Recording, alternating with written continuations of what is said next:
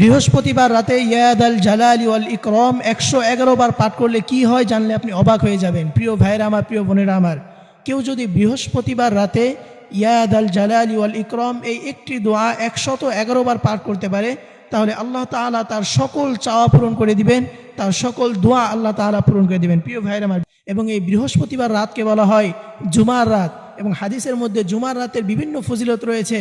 এবং এই জুমার দিন আল্লাহ তাআলার কাছে এতটা গুরুত্বপূর্ণ যে জুমাকে কেন্দ্র করে আল্লাহ রাব্বুল আলামিন কোরআনে একটি সূরা নাজিল করেছেন, সেই সূরাটি হচ্ছে সূরাতু আল জুমআ। এই জন্য প্রিয় ভাইরা আমার, এই জুমার রাত এটি খুবই গুরুত্বপূর্ণ একটি রাত এবং খুবই বরকতময় একটি রাত।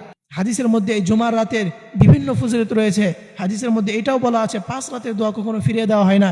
তার মধ্যে 1 নাম্বার হচ্ছে আরাফার রাত, এবং 2য় নাম্বার হচ্ছে ঈদ উল ফিতর, এবং 3য় নাম্বার হচ্ছে ঈদ উল আজহা, এবং 4র্থ নাম্বারে হচ্ছে আরাফার রাত অর্থাৎ 9 জিলহজ।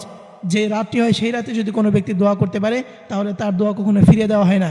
এবং 5ম নাম্বার হচ্ছে জুমার রাত, অর্থাৎ বৃহস্পতিবার মাগরিবের পর থেকে নিয়ে শুক্রবার ফজর পর্যন্ত এই সময়টাকে বলা হয় জুমার রাত। এই সময়টাতে যদি কোনো ব্যক্তি দোয়া করতে পারে তাহলে আল্লাহ তাআলা তার সকল দোয়া কবুল করে নেবেন। এই সময়টাতে যদি কোনো ব্যক্তি ইয়াদাল জালালি ওয়াল ইকরাম 111 বার পাঠ করে, আপনি অবশ্যই হাতে গুনে গুনে 111 বার পাঠ করবেন এবং আল্লাহ তাআলার কাছে দোয়া করবেন। আল্লাহ তাআলা আপনার সকল দোয়া কবুল করে নেবেন। প্রিয় ভাইরা আমার, বিশেষ করে আপনি চেষ্টা করবেন তাহাজ্জুদের সময় এই আমলটি করার। তাহাজ্জুদের সময় এটি কিন্তু খুবই গুরুত্বপূর্ণ একটি সময়।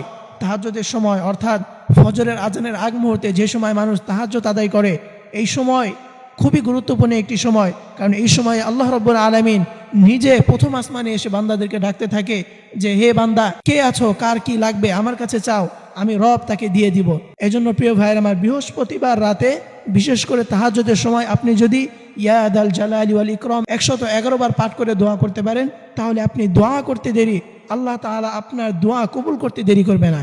এই জন্য প্রিয় ভাইয়ের আমার, অবশ্যই আপনি জীবনে যতটা বৃহস্পতিবার রাত পাবেন অবশ্যই আপনি এই একটি দোয়া ইয়াদাল জালালি ওয়াল ইকরাম 111 বার পাঠ করে দোয়া করবেন।